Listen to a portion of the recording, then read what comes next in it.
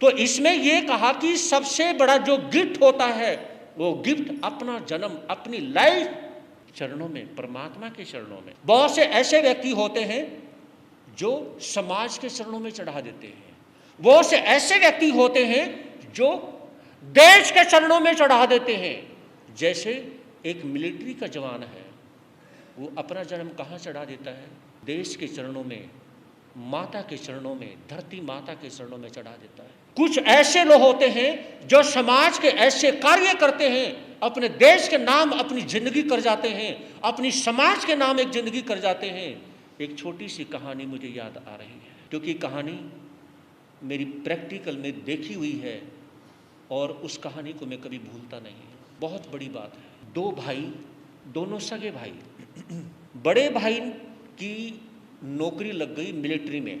Military में नौकरी लगने के बाद में उसका छोटा भाई, उसने बिजनेस करना शुरू किया, खेती बाड़ी उसने करनी शुरू की। बच्चे इधर ध्यान देंगे। तो छोटे भाई को पालने के उसमें और फिर शादी करने के एवज में, कोई बात नहीं, मुझे अपने भाई की शादी करनी और अपनी बहन की शादी करनी, शादी अपनी नहीं हुई कोई बात नहीं। और यही लता मंगेशकर जो वर्ल्ड की सबसे बड़ी सिंगर हुई, अपने भाई बहनों की शादी की, अपनी नहीं की। मुझे अपने भाई बहन स्टैंड करने हैं। लता मंगेशकर ने अपने सुख को पूरी तरह से खत्म कर दिया था, और ऐसे बहुत कम मिलते हैं। तो उन्होंने क्या किया? अपने भाई बहनों की शादी की, और भाई बहनों की शादी करने में, उनका खर्च उठाने में अपनी उम्र निकाल दी, जिसकी वजह से वो शादी नहीं कर पाए। लेकिन कोई मलाल नहीं था, कोई दुख नहीं था, खुशी थी, बहुत ज्यादा खुशी थी। कोई पूछता कि आपने शादी क्यों नहीं की? मैंने इसलिए नहीं की कि मैं अपने छोटे भाई बहन को स्टैंड करना चाहता था, उनको मैंने कर दिया है। और भाई के जो बच्चे होंगे वो मेरे बच्चे के समान ही तो हैं, मुझे कोई टेंशन नहीं है। तो उसमें अब उसकी उम्र बढ़ी हुई, नौकरी छूटी, जो भी 15-20 साल मिलिट्री की जो नौकरी करनी थी करी। उसके बाद उसने गांव में, क्या है, गांव में अपनी लाइफ लगा दी कि मैं जितना भला गांव का कर सकता हूं करूंगा। एक रोज मन में विचार आया, जो 5th क्लास तक छोटी छोटी कन्याएं, छोटी छोटी बच्चियां जो मेरी पोती के समान हैं, वो जिस स्कूल में पढ़ती हैं, और वो बहुत बड़ा सरकारी स्कूल है, उसमें बरसात के मौसम में पानी भर जाता है, और मेरी उम्र लगभग 65-70 साल की हो चुकी है। अगर मैं समाज के सामने, गांव के सामने बात रखूं, सरपंच के सामने और मेंबर के सामने बात रखूं कि मेरी अंतिम इच्छा ये है, अगर तुम चाहते हो कि मेरे मरने से पहले मिट्टी का भरत इस स्कूल का हो जाए, तो मुझे चैन पड़ जाएगा और मुझे कुछ नहीं चाहिए।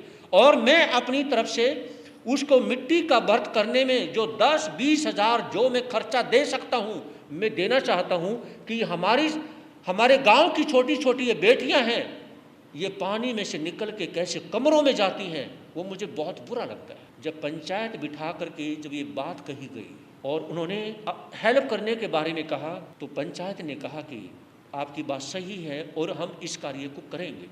आपको आश्चर्य होगा, यानी कि कम से कम 50-60 ट्रैक्टर ट्राली इकट्ठे कर लिए गए और सभी ने कहा हम फ्री सेवा करेंगे, कुछ नहीं लेना देना, और लग जाते हैं और मिट्टी का भरत उस स्कूल में कर देते हैं। अब एक बूंद भी पानी आने का कोई मतलब, खड़े होने का मतलब ही नहीं। जब मिट्टी का भरत हुआ ना, और शाम के समय में उसमें जो बड़े बड़े बहुत भारी नीम के पेड़ लगे हुए थे स्कूल के आंगन में, प्रांगण में, तो वहां पर जब थोड़ा प्रसाद जब सबको बांटा गया ना, और वो प्रसाद लेकर के जब इस तरह से वो खाने की कोशिश करता है, उसकी आंखों में आंसू आ जाते हैं। किसी की अंतिम इच्छा पूरी हो सकती है। प्रसाद को हाथ में लेकर के देखता है, किसी की अंतिम इच्छा पूरी हो सकती है, मेरी हुई है, मेरी हुई है। और आंखों में खुशी के आंसू आ जाते हैं।